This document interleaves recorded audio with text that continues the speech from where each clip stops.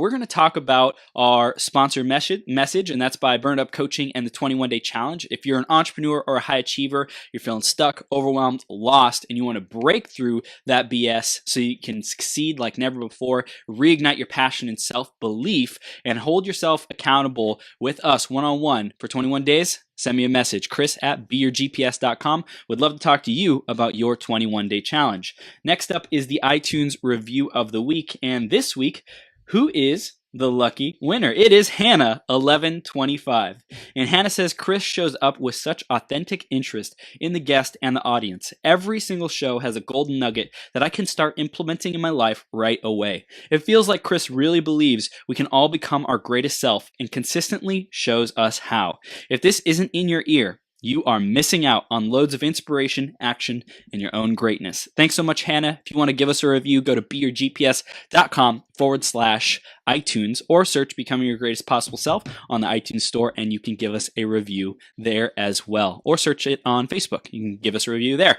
Whatever's your preference, we appreciate you doing that. Thanks so much in advance. Now, I'm going to introduce this amazing human being, Brian. He's going to come on. He has so many things going for him. Success Profiles Radio, Success Profiles Magazine. He's an amazing ghostwriter, helping people write their books, so many other things. And this dude is a powerhouse. He's studying the legends. Like this guy, Brian interviews legends on his show. He'll tell you more about that in a second. And I just want to make sure that you stick around to the end because this is going to be a powerful, powerful interview. And Brian always brings the gold. So make sure you stick around, grab a pen, grab paper, be ready to take notes, because Brian K. Wright is coming on here just shortly. So Brian K. Wright is the host of Success Profiles Radio and publisher of Success Profiles Magazine. Over the last 7 years, Brian has interviewed world-class achievers such as Darren Hardy, Jack Canfield, Loral Langemeier, Kevin Harrington, Sharon Lechter, and many, many more. With the lessons he has learned from these achievers and through his own experience, he seeks to educate, motivate, and inspire others to become a greater version of themselves. He is the author of 3 books, including the Success Profiles Conversations with High Achievers. Throughout his career, Brian has been a top performer in the areas of sales, customer service, training, and has also written resumes professionally for students, working professionals, and executives. He's available to speak on topics of motivation, inspiration, leadership, and goal setting, as well as authoring books. And Brian is freaking here today to bless us with his brilliance, his presence. Brian, are you ready to rock this, bro? I am. Yes. Thank you for having me back. This is, I think, my third time here. Yes, it is. And every time it gets better and better. Thank you so much for being here, man. This will be the best one ever. That's right. The best one ever. So, Brian, let's dive right into the theme of the day, which is integrity and your word. How has that showed up for you? How does this concept make a difference in your life? It's absolutely huge because your word is your bond. And if you don't do what you say you're going to do, your reputation will begin to show that. And people will avoid working with you. People will avoid talking to you. But if you have the reputation of doing what you say you're going to do, when you say you're going to do it, that's gold because so few people really do that all the time. People have good intentions. Sometimes things fall by the wayside, but really integrity would be about letting that person know, hey, I'm going to have a delay or I'm not going to be able to do this because, but I'm willing to do it some other time if in fact that is true. But integrity is so important.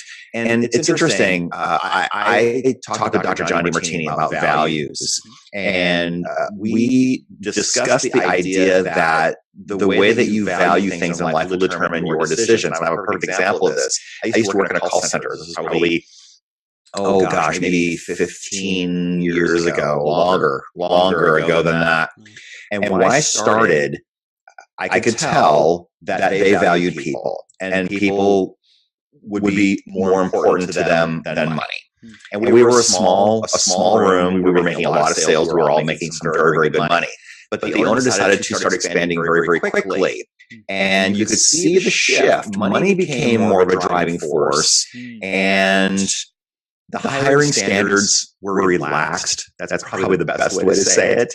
And so you could see the flip in those two values. And when you're valuing people versus money or money versus people, your choices are so determined by what you value more than something else. It was a subtle flip, but it was really noticeable after not too long.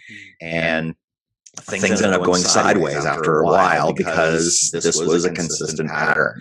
So values are so important, and integrity has to be at the top of your list, because if you are chasing the almighty dollar without worrying about how valid your word is and following through, you just become known as a shyster and a scammer. And who wants that reputation? I mean, some people maybe are okay with that, but I'm not. I just feel like today it's not even, it's like you'd be foolish to attempt to get away with that in today's, reputation based, like fast, how fast information travels. It's just, it'd be foolish to play that game. But I think that there's still a lot of tendencies and momentum from the past of people like getting away with that. And so the people who have integrity are the ones who rise above, the ones who succeed in the long term. And that's really the game that we all play here on Becoming Your Greatest Possible Self, is how do we succeed in the long time? How do we keep beefing up and building up that reputation? How do we go the extra mile and keep the customer and the client happy? Right. It's so important. It's so very important. And knowing what the customer wants is really, really critical. If a customer has a complaint about something, maybe the thing that they're complaining about isn't really their true complaint. Maybe the real thing that they're complaining about is you didn't finish on time, or this wasn't what I expected. And it's really important to have expectations set out in advance as much as possible, so that the chances of that confusion happening later and ruining the deal and the relationship don't happen. Yeah. Man, so powerful and profound words to live by in today's business driven, entrepreneur driven day and age, because a lot of entrepreneurs are emerging and there's no like manual for this. There's no like how to guide how to entrepreneur. So it's still, the wild west transitioning into a more systemized kind of structured way and approach of building businesses online, especially building communities and making a big impact in the world. Absolutely. And when you are operating out of scarcity instead of abundance, that also affects the choices that you make with yourself and with other people. And it affects some of the things that you say, you do, and it creates an energy that can be not very attractive, and you repel people. Yeah. So powerful, man. So Brian, people are hearing the wisdom and this gold coming from you. Tell us a little bit more about who you are and Success Profiles Radio. I mentioned it in the beginning, but just, for anyone who's getting connected with you for the first time, tell us a little bit more about yourself and what your clients come to you for. Absolutely. I have a teaching background. So that's where my career really got started. I did some call center work. I sold insurance for about a year. I had quit graduate school halfway through to go do that, and realized that I had this unfinished thing in my life that I had to go back and finish. So I went back and finished my master's degree in adult education, and ended up doing some teaching for about 5 years in a 2-year business college environment. I taught English composition, public speaking, and business math. Now that might seem like an odd combination of classes, but the common theme was they were all required courses. So I had to make it fun, even if someone didn't think it was.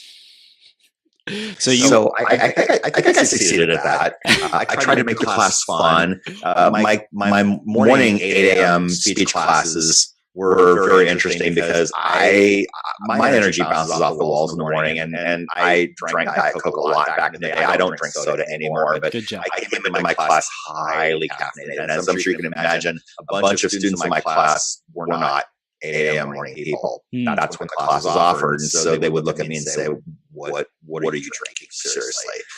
And this is just me. I'm just filled with joy, filled with the spirit, and filled with a little bit of caffeine too. But it was my job to make it fun, and I did. And so after that, actually concurrent with that, is I started writing resumes for people, because I wanted to explore writing as something that I was doing in my career. I mean, writing books, that wasn't on my radar yet, but it was something that I dreamt about someday. But I helped people find work. That was gratifying. This was in the 90s. I moved out to Arizona in 1996. I did some call center work for a while longer, moved through the ranks, became a supervisor in a few places, became a trainer in a few places, did payroll in one place. I love numbers. I do love math. I know that's not everybody's dream job, but I enjoyed it. I got to be in an office. I got to work by myself. And when people needed to see me for something, that's fine. And that's really my life right now, is I work by myself, but I work with clients on the phone, via email, via Zoom, Skype, whatever the case is. Technology is beautiful. Yeah. I couldn't have this career without technology. So God bless America. God bless the world. Yep. Yep. And so then I decided to do Success Profiles Radio. And somebody had approached me about it because they said, you've got a great voice for radio. You really need to do this. And I had become interested in personal development while I was in graduate school. The Magic of Thinking Big by David Schwartz was the first personal development book that I really paid attention to. Yeah. And it just opened my eyes and it opened my world. And so I decided to do the show. And my 7-year anniversary will be next week. Wow. So awesome. So what was that like? The beginning when you first started doing those interviews to now? Like, what difference have you seen in yourself? I'm a lot more confident. Mm-hmm. I don't hero worship nearly as much as I used to. Because when you get a well-known person on your show, the temptations just fawn all over them. Oh my God, I'm such a fan of your work. I want to meet you someday. I want to have coffee with you someday. I want your autograph. Sign your book for me. Yeah. You get a little creepy and stalkerish when you do that. I didn't want to be that guy. Yeah. I'm not so much like that anymore, but I do remember in the instance of some interviews that I've done, I do remember feeling a little nervous about connecting with this person for a whole hour and having them all to myself in front of the whole world. Yeah. But I don't do that nearly as much anymore. But I think going to seminars and going to events before I started my show was really huge because I had a base of people to draw from, people who I thought might make really, really great guests. I met Hal Elrod at a couple of conferences before I did my show. He was my first guest. Nice. Back in January 2012. He's since come on my show 2 more times, so he's a 3-time guest on my show. Got a handful of people who have been on my show more than twice. Wow. That's awesome. And what was the initial impetus to get the show started again? You said it was the Magic of Thinking Big. That was the catalyst? Yeah, I wanted to do a personal development related show and share people's knowledge and wisdom with the world. And at the same time, for somewhat selfish reasons, it was a chance for me to sit at someone's feet for an hour and get coached.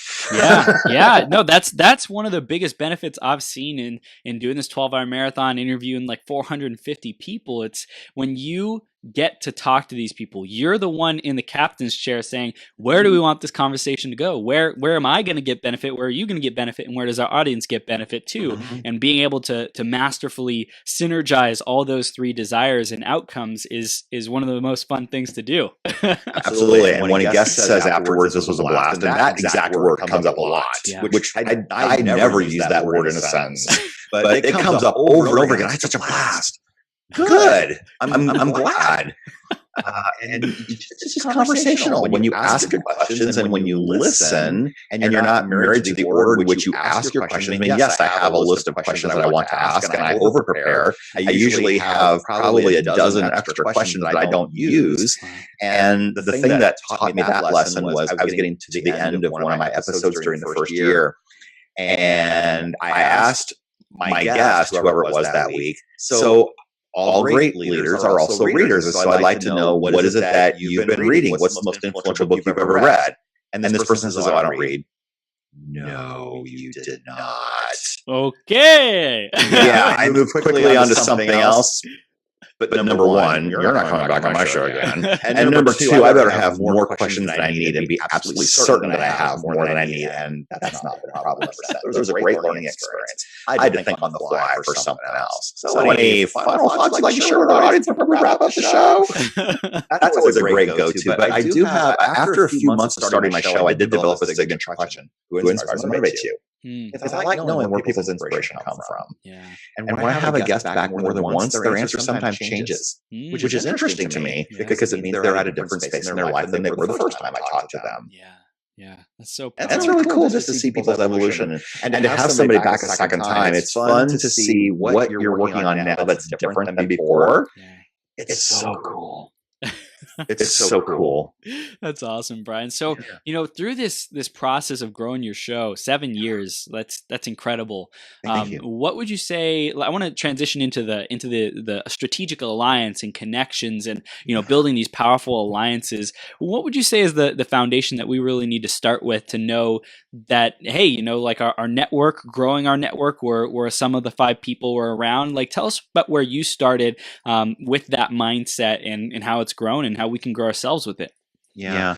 I think it is very important that you are the sum of the 5 people that you hang out with the most. I wanted to connect with really highly successful people and provide value. Some people are takers and other people are givers, and it's not too hard to tell the difference between the two. In an interview, I'm curious your perspective. In an interview, how would you distinguish? Because I have some thoughts, and I'd love to hear your perspective on what determines a host who's a giver and a host who's a taker, and a interview guest who's a giver and an interview guest who's a taker. I tend to make my guest the star of the show. Yeah. And back in the early days, I listened back. I almost always listen back to my show. Just so that I can self-critique and just discover what maybe I could have done differently. And sometimes I do figure out what I could have done. But back in the early days, I realized that I talked too much. And people are there for my guests and not necessarily for me. That's the belief that I tend to have. It keeps me humble. Especially if I have a pretty high-level guest, they don't want to hear me sharing what I think is the nugget of wisdom. They want to hear from the guests because that's why they're here. Yeah. But you want to give them a platform, and you want to make them the star of the show, and you want to give them all the space that they want. Now, I do tell people, yes, you may promote something toward the end. I don't want this to be a giant commercial for what you're doing. I mean, the first segment of the show is this is what your background is about, very much like you just did. And then the rest of the show is let's talk about topics relating to your area of expertise, and then we'll wrap it up toward the end and say, so tell us more about where we can find you, where we can vibe and tribe with you, and all that. But usually in the second segment, if they've written a book, I start out the second segment by saying, so let's talk about this book. What did you decide? Why did you decide to write this book? Where did that come from? What was the writing process like? As a writer, I love exploring that. Yeah. I had a guest not too long ago who just finished his second book, and I said, was there pressure upon you to make your second book even better? Oh yeah. The second book was a lot harder to write than the first one. Wow. Yeah. Wow. Very much like you musicians. I mean, you have your whole life to write your first album, but you only have a year to write your second one. Wow. Which is why sometimes a band's debut album is probably the best album they'll ever do. Wow. Like Boston, for example. That album was epic. I mean, yeah, they did some stuff after that, but you always remember them for their first album. Yeah, that's powerful. So we got a clear picture on that. And how would you say you connected with these powerful people? Like you've gotten some really inspirational, high-level speakers and authorities on your show. How did that happen? A number of different ways. Number one, I meet them at events. Mm-hmm. And if you're a speaker and I'm impressed with you, I'm probably going to ask you to be on my show. Mm-hmm. If you've got a real compelling story. Number two, people refer guests to me. Awesome. And that's usually pretty powerful. And number three, I just seek them out. Now, not everyone who I ask says yes. It's interesting. I reached out to William Shatner once. Yeah. And his people immediately said, Mr. Shatner's not actively promoting anything, but thank you for your interest. I mean, within 15 minutes, I got that response. So he must get a lot of responses. Yeah, yeah. I wanted to reach out to Adam West before he died. I was on his website. One thing he said is celebrities do not give away their time for free. Maybe he doesn't want to do this. But how cool would it have been? I mean, he's gone now, but how cool would it have been to have the original Batman on my show? That would have been so much fun. Oh my gosh. That would have been so much fun. So what inspires you? What are qualities that you look for to interview people on for success profiles? Like what is success to you, and what do you look for in those people? I look for people who have overcome challenges. I look for people who've achieved a world-class level of success in some area. I look for people who are humble. A lot of the people I've interviewed started in a completely different career than they are in now. Yeah. which is pretty interesting too, because some people, you get handed your golf club when you're 5 years old, and that's what you do for the rest of your life. That's not true situation for everybody. It's not my situation. It's not my situation, and maybe it's not yours either. Nope. But I want also people who have a huge following, sometimes well-known, and having a huge following don't always go together. Sometimes the people with huge followings are not people who are famous. Wow. You think about people in multi-level marketing, for example, those people aren't necessarily famous, but they got a huge downline. They can direct their people to listen to your show. I had somebody like that during my first year. When she said jump, they all asked how high. When's your show on? When's the replay? I have to listen to this. If she told them to download and subscribe to the show, they did it. That's awesome. That's the week that my show got ranked on iTunes. That's so awesome. I'm like, this is phenomenal. So I want people who have a huge following, and I don't necessarily want someone who has never interviewed on a show before. I don't want a beginner. Right. I mean, I understand everyone's got to start somewhere, but I'm looking to attract a world-class level of guest because my audience expects that. That's how my show has gone. Right. And I'm just reaching for bigger and better now. That's awesome, man. That's so incredible, Brian. And I love how, it's people who are inspiring to you. It's people who, you've seen accomplish a lot or overcome serious challenges. And also you're focusing on, hey, how do we grow success profiles? How do we grow the radio show? And it's by being strategic with the types of guests you bring on. They have their own audience to contribute. I think that that's super awesome as well. What would you say is it that had the guests want to say yes to you and being on your show? When I would tell them what kind of a show it was, personal development and business would be a huge umbrella. So a lot of people fit into that umbrella. Yeah. People with woo-woo topics, not so much. That's not really, that's not my bag. There's nothing wrong with it. That's just not me. That's not who my audience is. Right.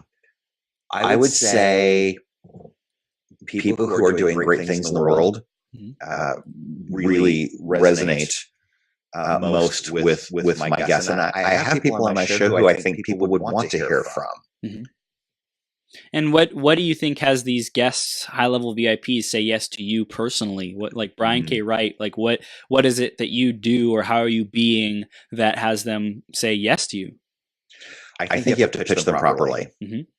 And you have to pitch them. Sometimes people say, hey, I want to be on your show. I don't know you. I don't know anything about you. I have no reason why I should say yes. Right. So what I do is when I approach somebody, I will say, hey, first of all, admire the work that they're doing in the world. Yeah. When I approached Jack Canfield, for example, I said, hi, Jack. First of all, I want to say I've read the Success Principles. I love it. I bought it in 2005 when it came out, and that is the only book I read all year long, and I've applied some of the exercises, and I've gotten a lot out of it. That's awesome. Yeah. And then I say, I would love to have you on my show. In fact, I've had a bunch of people who are probably your friends on my show. And so I named a list of people who have been on the show. I know that he was in the secret, and I had already interviewed some people who were in the secret, so I named them. I also directed his team. It was his team in front of him that took the inquiry. I also directed his team to my website, and there's a whole page with all kinds of testimonials of people who have had a great experience on my show. So ask for testimonials. Social proof is so important. I do believe that some of these people come on my show because of that. Because they've heard a whole bunch of people say this was a great experience because Ryan's a great host, or this is a great show, or look who has been on the show. Here's what you can learn and get out of it.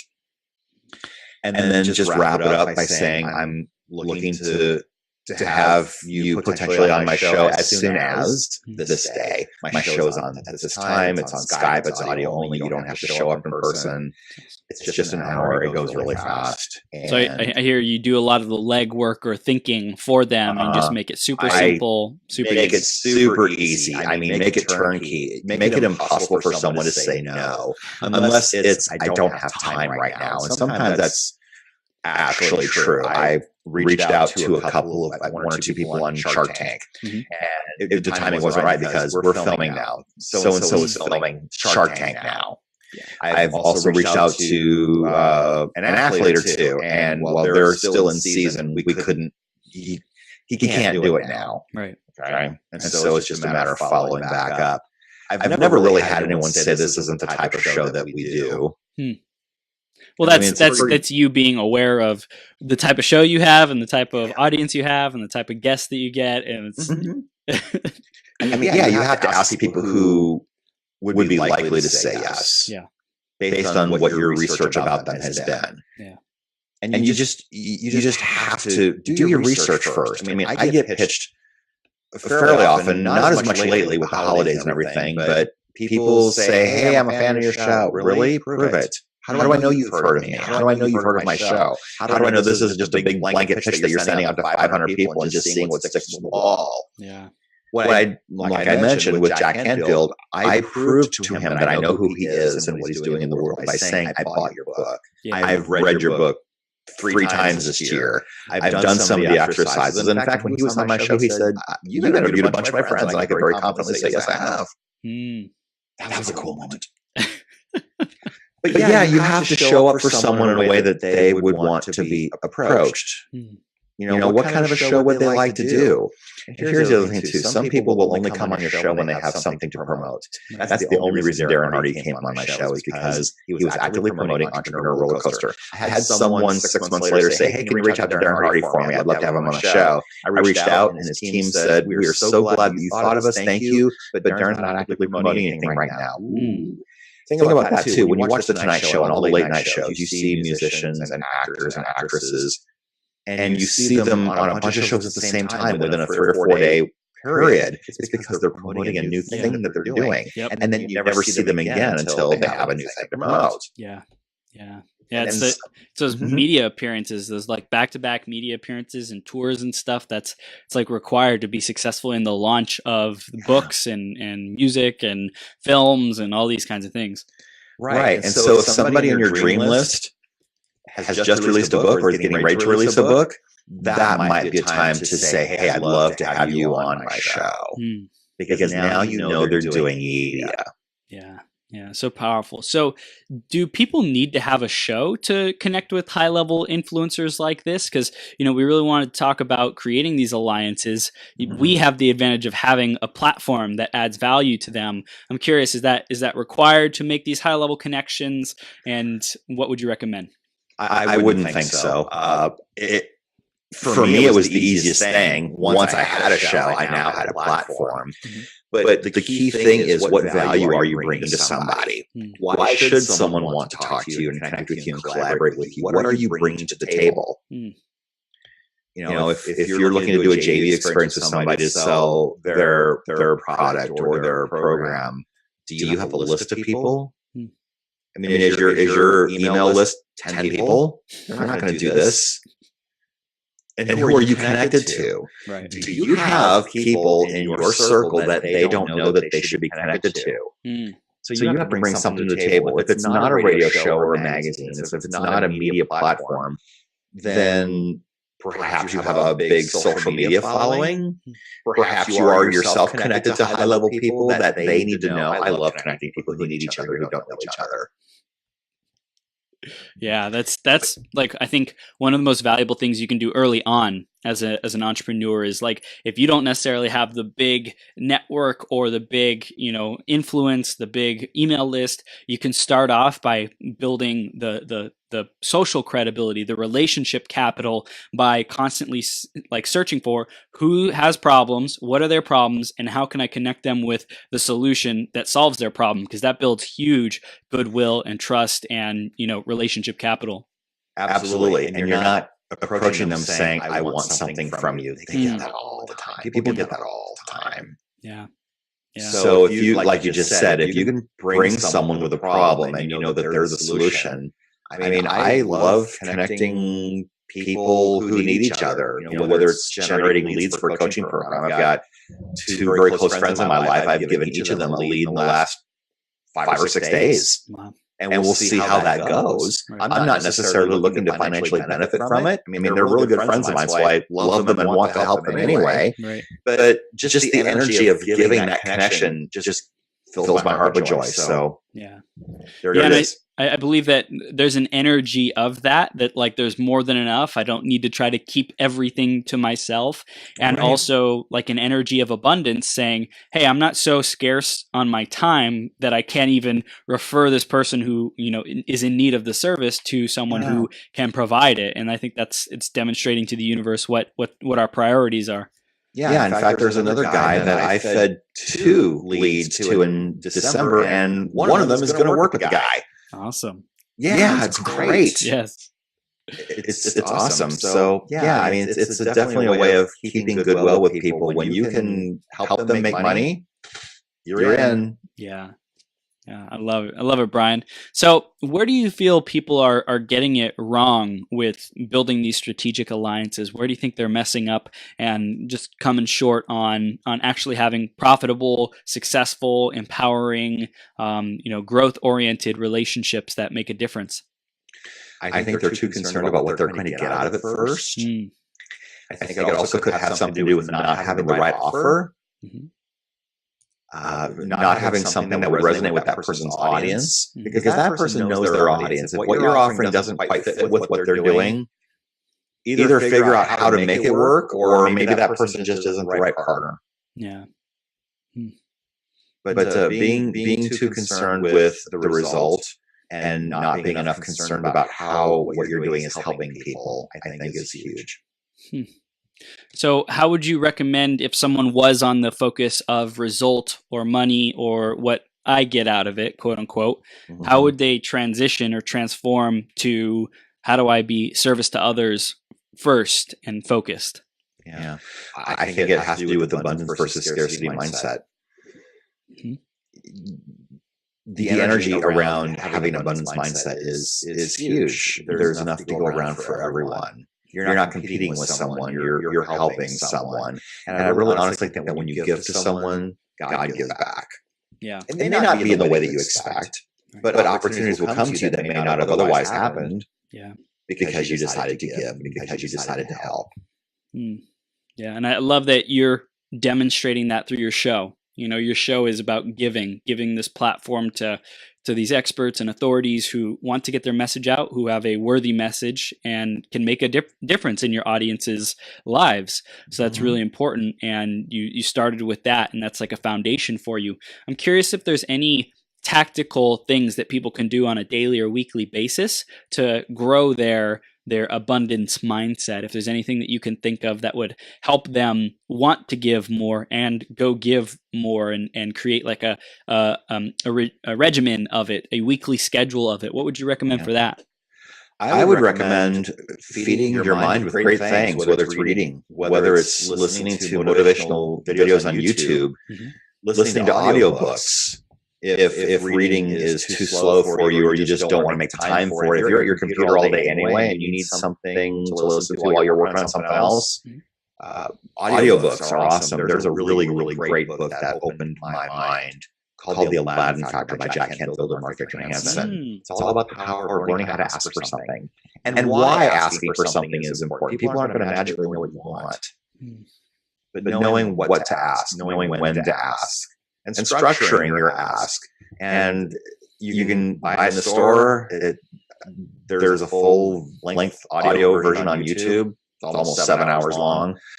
It's really fantastic. And they talk about case studies of people who have successfully asked for things and have gotten them. It's a really cool book. But I think a lot of times people don't have what they want because they aren't asking for it either properly or at all.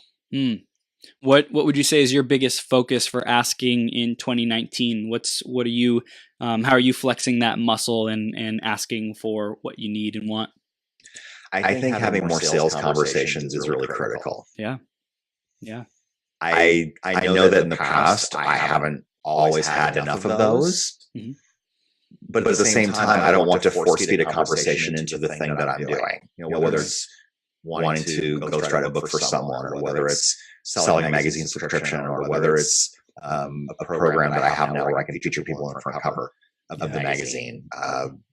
Having enough sales conversations and getting a feel for what someone wants in their business first. And what I'm doing is I'm reconnecting with people on Facebook that I haven't talked to in a long time. Yeah. Reconnecting with people who have been on my show. Because really, honestly, that's a great lead list. Yeah. And what's the way that you show up to add value to them and keep the door open for the value to be added back to you? Yeah.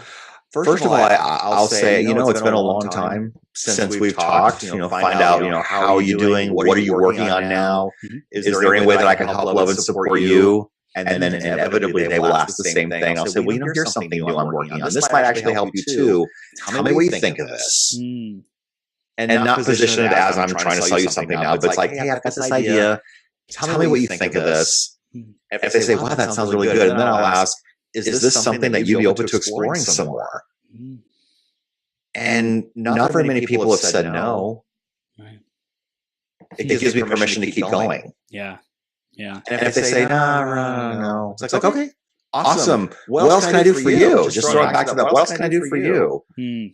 I want to come on your show again. Okay. Are you working on something new since we talked last time? I mean, I don't want to do the same show twice.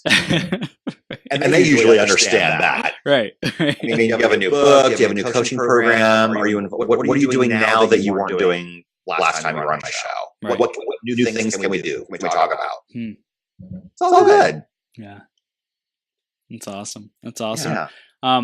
What way, like, what's the frequency that you would recommend to reach out and have these conversations, to ask for, what are you working on, to ask for even referrals? It's like in that conversation, how can I support you? Here's how you can support me. Well, I'll tell you, I'll share something that I haven't gotten to yet, but I've got a friend who wrote an article in my magazine, and he recommends that you reach out to 1,000 people every 90 days. Wow. That's over 10 people a day. And that's not just, I'm leaving you a message and we never talk. That's like actual conversations. That works out to about 10 or 12 conversations a day. Wow. I mean, the whole idea of reaching out to 1,000 people in 90 days sounds really, really huge until you break it out. Just do the math on that. You're reaching out to about 12 or 13 people a day. If you're reaching out to someone every single day.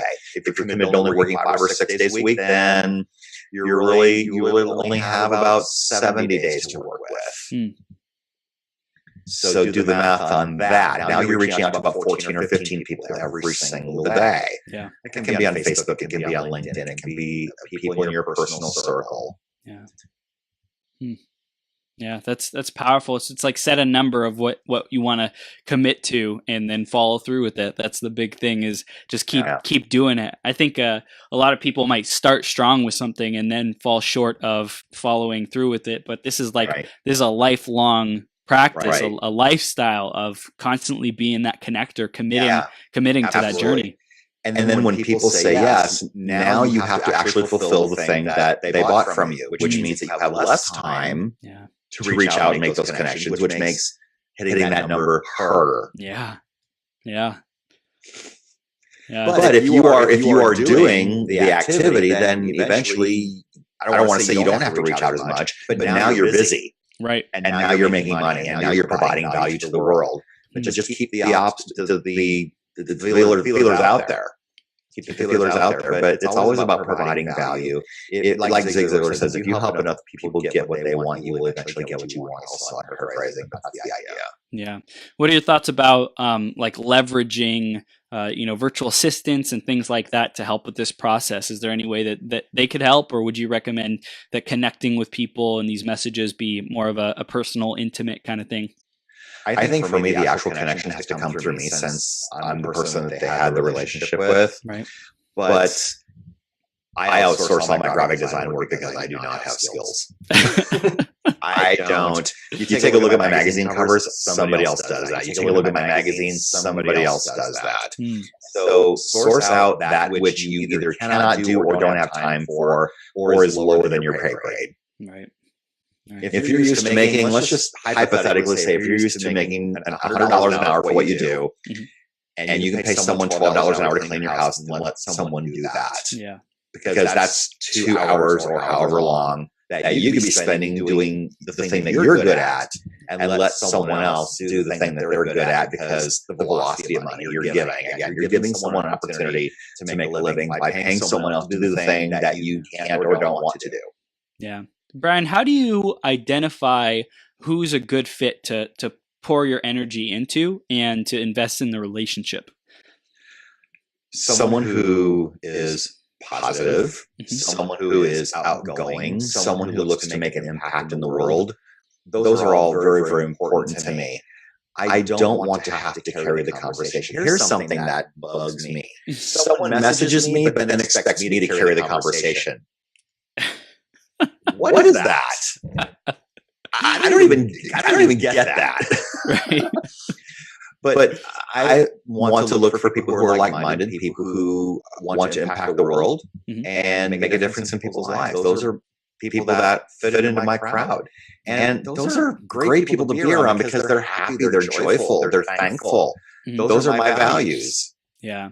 So those are good people, kind of peers to just surround yourself with, because they're up to big things, they're inspiring, they're positive. How do you determine who's a good fit to network with for a business purpose kind of thing? Do you say, well, this person is important because they are in an industry that is related to mine or an adjacent industry? Like, how do you determine the business relationships that you really want to invest in?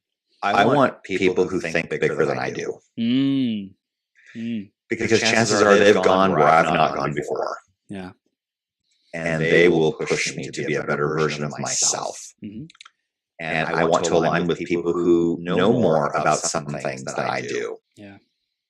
I mean, I'm working with a marketing coach, and he knows the technology and I don't. Right. I had a live virtual event a couple of months ago called Authorpreneur Live, and he set up all the technology behind it. Had all the systems in place. I couldn't have done it without him. And he's going to help me do my in-person live event here in 2019, also called Authorpreneur Live. That'll be in Phoenix. In September, we're going to start planning some stuff around that real soon.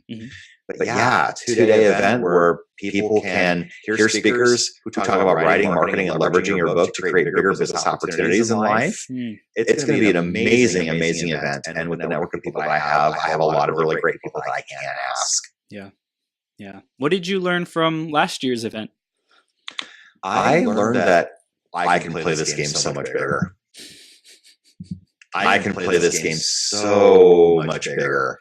It's amazing. I had one guy who presented on how to sell on Amazon. And I probably need to invest in this course. Because it was just absolutely amazing. Loral Langemeier was great. Sharon Lechter was fantastic. We talked about publishing. Michael Drew was great.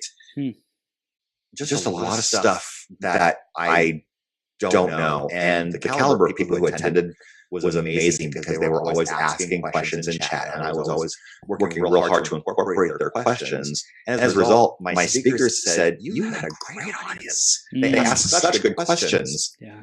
And I give that up to the caliber of people who signed up for the event. I mean, it wasn't me. I mean, when you say that you have these high caliber people coming, and you can register for free, you're going to make time for it if it's important to you. Right. Right. What do you think was it that drew out that greatness out of the audience? What was it about the presentation, about the event that made it a success? I think really every single speaker was concerned about what will serve your audience, Brian. That's awesome. What can I share that will help your audience? And that's always such a great place to play. Heck yeah. Because you know that people are there to help you. Yeah. And it's mind-blowing, the caliber of people who spoke at my event and said that it was a really great event and would like to work with me again. And then again, I'm not putting myself on any kind of a pedestal. These guys were really amazing people. But you have to create a brand. You have to create a platform. And all these people, most of these people had been on my show or in my magazine before. Some of them were referred to by other speakers. And so I knew that if so-and-so was referring somebody to speak at my event, I knew that not only are they amazing, but so was their referred friend. And they were. And so they've all expressed an interest in staying in touch and doing something more some other time. But having the brand, having the platform, having the reputation helped first. Yeah. Yeah. Well, you had the platform of the show and the brand of the magazine and the show. And also, like, a big part of it is also getting started, just doing the first one, like last year, it had to be, you had to start, you had to get started. And then this year it's happening again. So people are like, oh my gosh, he did this last year. Like, and here's the footage, here's the, testimonials, here's what happened last year. You definitely want to get there this year. And just starting is one of the biggest things that, creates the momentum, creates the results. Absolutely. And I would always say get testimonials when you can. Yes. Because you're building social proof for people who don't know you yet. Yeah, I love it. I love it, Brian. So as far as really making this year a success, what are your top priorities? What's your focus this year? What are you putting your energy into the most? I am putting energy into getting more ghostwriting projects. I'm getting more energy into making the magazine a much bigger deal. Year one is done. I had my 1 year anniversary in December. Awesome. And I've got a graphic designer who is committed to getting things done faster because he has called me his best client. And it's because I feed him work every single month. That's awesome. It is because sometimes you've got people who will give you a once in a while kind of thing, but this is a monthly thing. Yeah. And I'm committed to doing this every single month. This isn't, a magazine is not just a once in a while whenever I feel like a thing. People expect consistency, and so I give it to them. Yeah. Yeah. And branching out into live events is another way to perpetuate the brand. And so it's about, I guess, world domination and just keeping it going. How many different ways can I spread the same message or even a better message as I go? Yeah. Yeah. What do you think are your the skills that you got to develop the most this year to succeed at those? I think I need to not be afraid to start. Sometimes I like to procrastinate a little bit. I think we're all that way. I'm here for you, Brian. I'll be reminding you. Let's go. Let's get that fire lit. Let's get that fire lit. I think sometimes it's fear of the unknown. Yeah. Fear of the unknown. What if this doesn't work? What if people don't like it? What if it flops? What if I rent out a venue for 2 days and no one wants to come to my event? But that's not true. People, I declare that people love to pay me for what I do. Yes. For what I love to do. That's an affirmation. Yes. And I love your affirmations. I've seen some of your lives. In fact, I had a really great experience when I was in Florida. We went on a speedboat cruise. And they are a relatively new business. And my dad and my sister and I went. This boat is 70 feet long. It's 128 seats. Wow. We were the only 3 on the boat. And they did it because they wanted us to give word of mouth. They knew they wanted to provide an experience. And I remember you had done a Facebook Live about a week before, and one of your affirmations was, I get VIP and preferential treatment everywhere I go. Yes. And I was on the boat, and I'm like, Chris Burns, I love you so much. I receive VIP and preferential treatment wherever I go, and it's happening right now. Yes. That's so awesome, man. I love it. I love it. And it's really like stepping into you deserve that, Brian, because you and I and everyone who's listening or watching right now, it's like we deserve that greatness, and it's all about calling it in. It's all about declaring it. It's all about setting the standard, set the bar where you want to live, the standard of your life, and declare it, and then go for it. Mm-hmm. Yeah, absolutely. Dude, it's awesome, man. So, Brian, we're beginning to wrap up here, and we want to know the final takeaways, the final nuggets of wisdom, the gold that we can give our audience from this interview. What would those be? Don't think small. Play big. The world needs you. Right now, the world needs you right now. There's a reason you're still here. Yeah.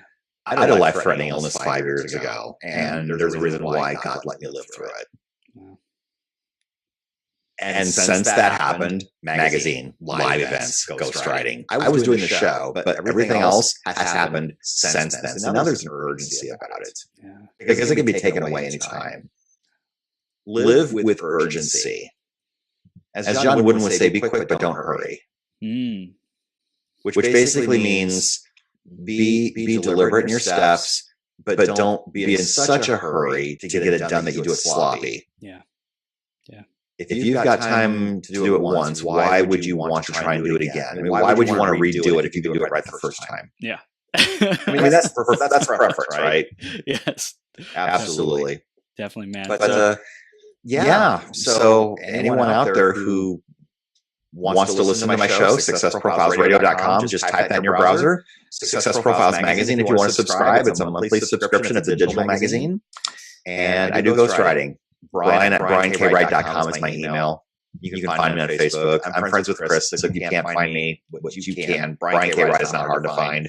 But hit up Chris's Facebook, and I'm one of his friends. So absolutely. And Brian, tell us a little bit more about the ghostwriting process, and like who is someone who gets a book ghost written, and why and how? How does it all work? I work with entrepreneurs. Okay. Mostly. I work with people who know what their message is. If you are in business for yourself, chances are you already know why you need a book. It's going to be to perpetuate your message. It's going to be to generate leads. Maybe you'll sell some copies of your book, but you can use your book for a lot of different reasons. You can use it to get yourself on stage. You can use material from your book to do Facebook Lives and spin that content into other things. I've had people send me, not very often, but some people have said, just use an excerpt from my book, and here it is. And you can use that as my magazine article this month. And Chris, you're welcome to submit an article anytime you want. Thank you, man. Yep. So yeah, absolutely. I just think that you need to create content. You need to create content. And if you've got a message that you know can change somebody's life, you need to share it. And I would be glad to help someone write their book. I'd love to have a discussion about that. So reach out to me on Facebook, on LinkedIn, Brian K. Wright, or brian@briankWright.com. That's my email, and I'll write back. And I would love to have a conversation with you about how we might possibly be able to work together. It needs to be a fit for you. It needs to be a fit for me. Yeah, I love it, Brian. Awesome, man. You are a legend. Thank you for what you're doing in the world, all the incredible people you interview, the wisdom that you pass through your show to the listeners, to the people who tune in, and your magazine, and just being bold, daring greatly, selling yourself, the services, the offers that make the difference, that absolutely transform people's lives. Because imagine writing a book, like what that opens up to people, the possibilities. That's like, oh my gosh, stages and opportunities and interviews. And when you interview people, you can repurpose those interviews into a book, like I did. Yep. Success Profiles, Conversations with High Achievers. This is some of my most favorite interviews from my radio show. And I do book signings, and I sometimes if people want a signed copy, I'll sell them a signed copy. I'll ship it out to them, and it's all good. But just repurpose your content. If you got a radio show, you can repurpose that into a magazine. You can repurpose that into a book. You can do Facebook Lives. You have a message now that you can speak on stage. You create a mastermind or a coaching program around the thing that is your expert topic. Yep. And someone who hears your show might not read your magazine. Someone who reads your magazine might not know you speak on stage. Be everywhere. It increases the opportunity that people will find you somewhere. Yep. Absolutely, Brian. I love you, man. Thanks for coming on. You're a rock star. And everyone, definitely connect with Brian, have a conversation, see about your possibility of getting your book written, and definitely go listen to Success Profiles Radio and get Success Profiles Magazine. Brian, thanks for coming on. Appreciate you. I appreciate you. Thank you so much, Chris. All right. We'll see you soon. All right. You bet. Bye.